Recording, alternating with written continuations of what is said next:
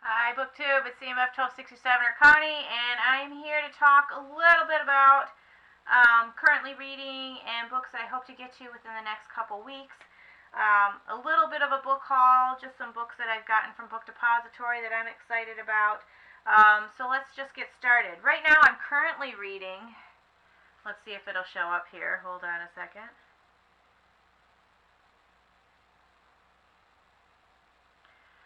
It's called Norwegian by Night. This is by Derek B. Miller.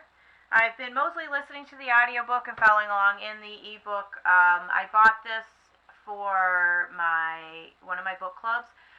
So far, I like it. I'm almost done with it. I should finish that today. Probably only have like 20-30 pages left.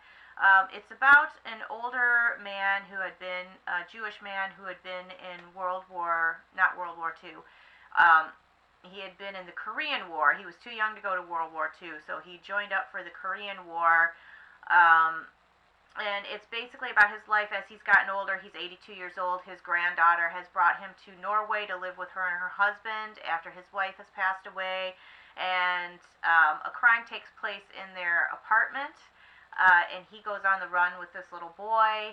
And he keeps having these flashbacks. So you're learning about his life and what has led up to where he's at today. I think it's a really, really good book, but it's a really good take on as you get older and you start to look back on your life and what was important and things like that. So yeah, I've really been enjoying this book. So I should be done with that today. I also started one of my Book of the Month Club picks from last year, which is called The Startup, and it's by Dori Shafrir. Now, I'm probably about 50 pages in on this. I was listening to it on my way to the gym and then home. So I know that, okay, it says here, Mac McAllister has a $600 million idea. His mindfulness app, Takeoff, is already the hottest thing in tech, and he's about to launch a new, improved version that promises to bring investors running and may turn his brainchild into a $1 billion business. In startup parlance, an elusive unicorn. Katya Pasternak is hungry for a scoop that will drive traffic. An ambitious young journalist at a gossipy tech blog, Katya knows what she needs more than another PR-friendly puff piece to make her the go-to byline for industry news. So I'm just getting into this. I've met Mac McAllister. I've met this Katya Pasternak. It looks like there's this Sabrina Blum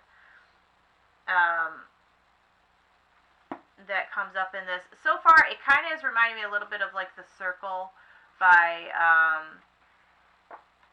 don't remember his name. They made it into a movie with Emma Roberts. I just read that because I really didn't like his nonfiction book. But anyways, it kind of is reminding me about The Circle, and it's getting all into like the tech industry and computers and apps and how this younger generation, younger than me, probably many of you, are out on Twitter and you have your Twitter feed and you have all your followers on Twitter and Instagram and everything else. And so yeah, I'm not sure if there's going to be like a mystery that comes involved in this or a crime, but so far I'm really enjoying it. It's a pretty short book. I'm going to try and finish it today. Yeah, it's under 300 pages, so 291. So hopefully I can finish that today. Now I have tomorrow off, so there's a couple things that I'm really wanting to do. One is that I've been reading The Fish Have No Feet by John Kalman Stephenson, which takes place in Iceland. I started reading this a couple months ago, and I actually like his writing, and I like the translation. It's been translated from Icelandic.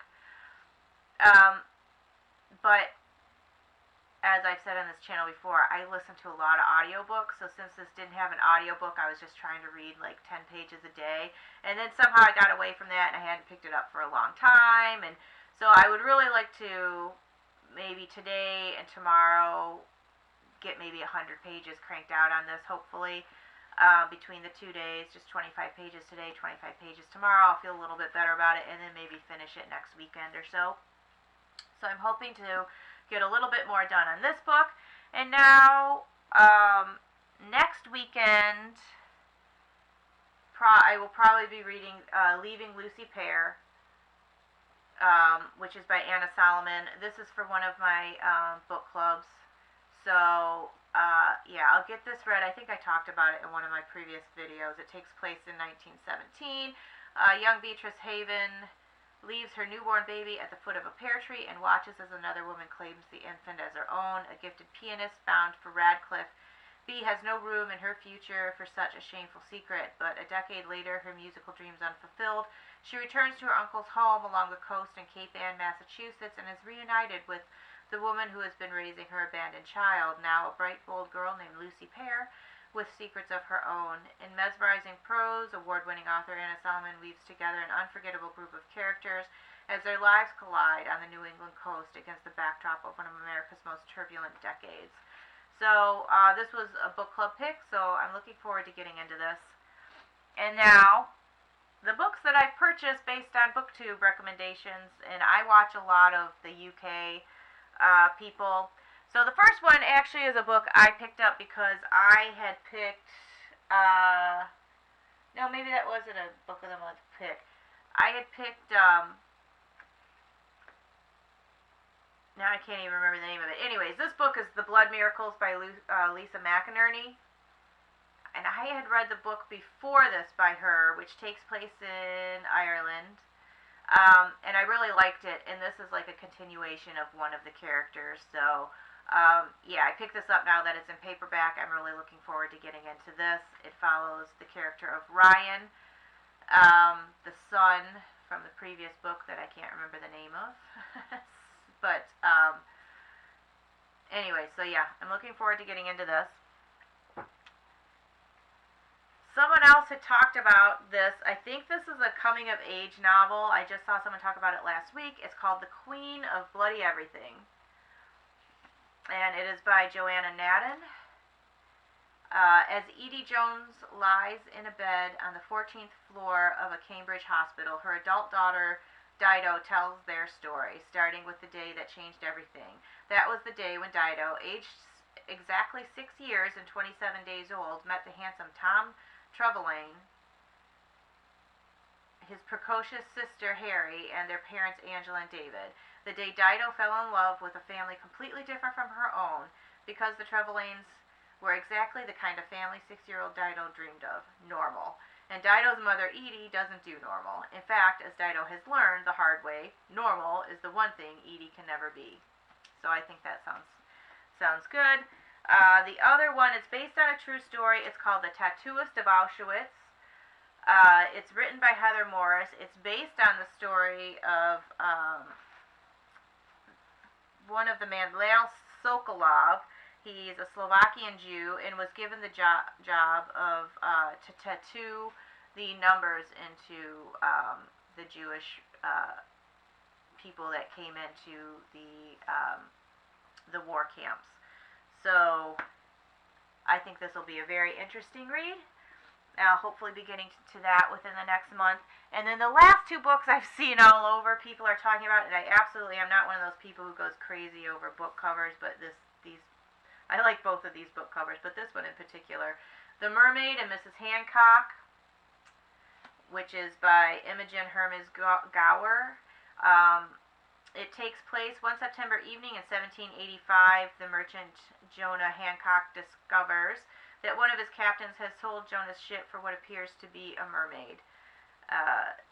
I know that this takes place in the 1790s. I know that it has something to do with prostitution. It has to do with the mermaid and Mrs. Hancock. So I'm not sure about what more, but I've heard wonderful things about this. So I'm looking forward to getting started on that. There's no audiobook, so I'm going to have to read it. This is the other book that I'm hoping to start tomorrow and get, maybe a good 100, 150 page into it, which is called The 3 Things About Elsie. And it's by Joanna Cannon, who had written The Truth About Goats and Sheep, which I liked last year. I don't think I liked it as much as my UK counterparts, but I did enjoy it, but I think this book is going to be really good. So I'm hoping to start that tomorrow. So hopefully everyone's doing well, and I'll talk to you later. Bye.